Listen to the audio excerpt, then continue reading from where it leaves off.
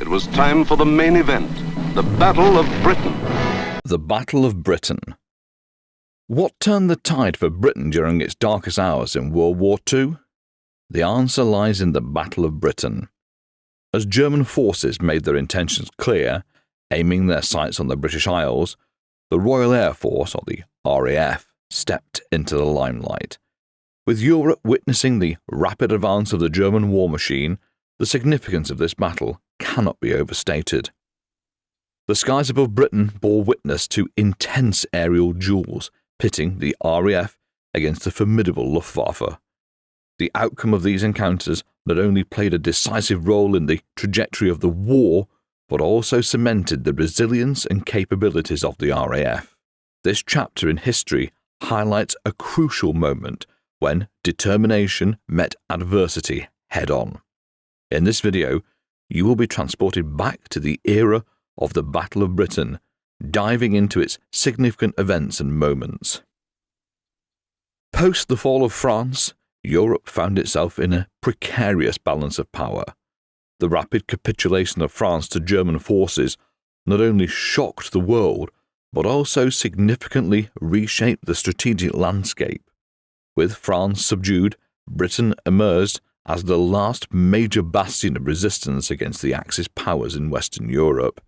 Its geographical location, being an island nation, made it a natural fortress, presenting both opportunities and challenges for military strategists. For the Allies, Britain was a crucial launchpad for potential counteroffensives and a symbol of resistance. For the Axis, particularly Germany, it was the final obstacle to total dominance over Western Europe. Germany, under the leadership of Adolf Hitler, had witnessed a series of swift victories across Europe. These successes bolstered their confidence and solidified their aggressive stance. Britain, in Hitler's view, was the next logical step in his campaign. A victory over Britain would not only ensure complete German dominance over the Western Front, but also serve as a significant morale boost, potentially forcing other neutral countries to rethink their stance. Hitler envisaged a quick conquest of Britain, aiming to use a combination of aerial dominance followed by a sea invasion. The Luftwaffe, Germany's formidable air force, was tasked with gaining control of the skies over Britain, paving the way for the subsequent phases of the invasion plan.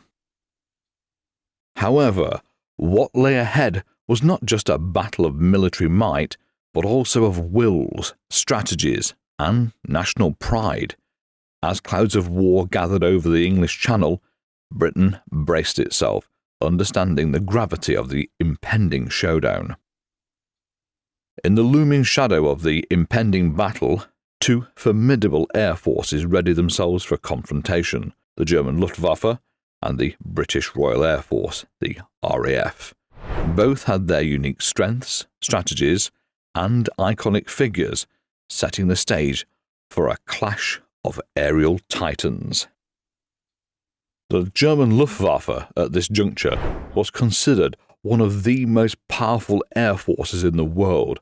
Having played a decisive role in Germany's blitzkrieg tactics across Europe, it boasted a mix of fast, versatile fighters and powerful bombers.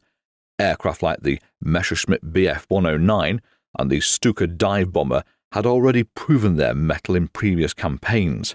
Key figures, such as Hermann Göring, the Reichsmarschall and head of the Luftwaffe, as well as ace pilots like Adolf Galland, lent the force both strategic and combative prowess.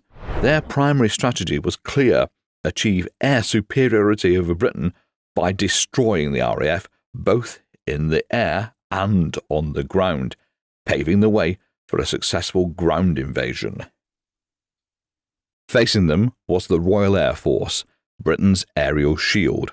While numerically smaller at the outset of the battle, the RAF was a force to be reckoned with.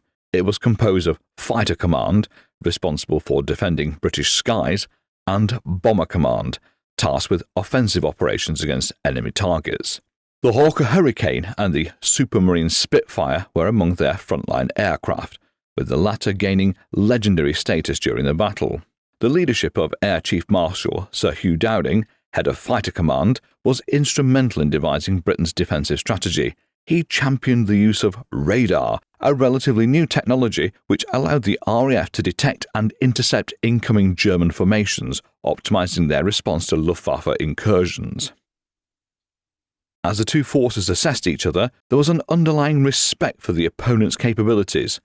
Both sides knew that the forthcoming battle was not just about aircraft and tactics, but also about the skill, tenacity, and determination of the pilots and crews who would take to the skies. In the early days of the Battle of Britain were marked by probing attacks as the Luftwaffe tested Britain's defences and assessed its vulnerabilities. Coastal regions and shipping routes bore the brunt of these initial skirmishes. The Germans, aiming to sever Britain's lifelines, targeted ships bringing essential supplies from food to munitions across the Atlantic. These attacks on convoys were not just tactical, but also intended to draw out and wear down the RAF fighters, thereby weakening the overall British defence. Simultaneously, Luftwaffe fighters and bombers began to strike at radar stations along the coast. Recognising the advantage that radar provided to the RAF in terms of early warning and effective deployments, the Germans aimed to blind and disorient their adversary. Airfields, too, became targets, as the Luftwaffe sought to incapacitate the RAF on the ground, crippling their ability to launch counterattacks. As days turned into weeks, the intensity and scale of the engagement escalated. The skies over southern England became a canvas of contrails, with fighters weaving and diving as they engaged in a deadly aerial ballets. One of the notable dogfights occurred on August 18, 1940, often referred to as the hardest day. Both sides suffered heavy losses, but neither could claim a decisive victory. Bombing raids became more audacious and destructive. Cities such as London, Coventry and Liverpool experienced the fury of the German bombers. The Luftwaffe shifted from purely tactical targets to psychological ones, hoping to break the British spirit.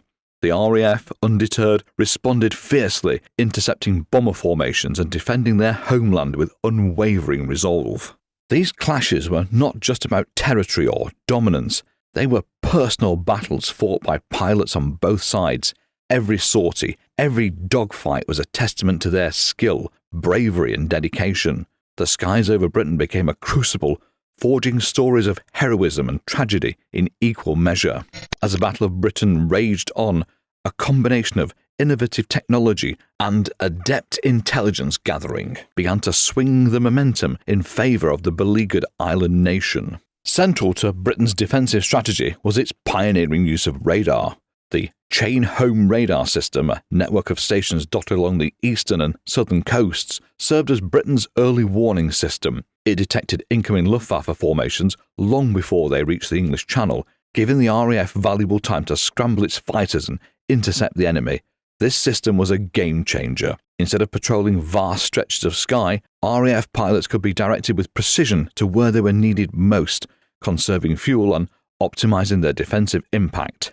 Alongside this technological edge, British intelligence played a crucial role. The government code and cipher school at Bletchley Park, with its team of codebreakers, successfully decrypted the German Enigma machine. This allowed the British to intercept and interpret Luftwaffe communications, granting them insights into German plans and tactics. With this combination of radar and decrypted intelligence, the RAF could often anticipate and counter German moves, effectively seeing into the fog of war. Recognising the limited success of their initial strategy and frustrated by the resilient defence mounted by the RAF, the German High Command decided on a significant shift in tactics. Instead of focusing primarily on military targets such as airfields and radar stations, the Luftwaffe began targeting major cities, notably London. The objective was twofold: to break the morale of the British people and to lure the RAF into large-scale aerial engagements that would annihilate it. This shift marked the beginning of the Blitz, a sustained bombing campaign against British urban centres. While the new strategy did inflict considerable damage and suffering, it also allowed some reprieve for the battered RAF airfields and infrastructure, enabling them to recover and rebuild. The resilience of the British populace, combined with the unwavering defence by the RAF, ensured that the turning tides would not easily revert back to German favour. The Blitz, derived from the German word Blitzkrieg, meaning lightning war, was a period of intense bombing by the Luftwaffe on major British cities. Beginning in September 1940 and lasting until May 1941, this relentless bombing campaign sought to pummel Britain into submission, targeting not just its military capabilities, but the very heart and soul of its cities and its people.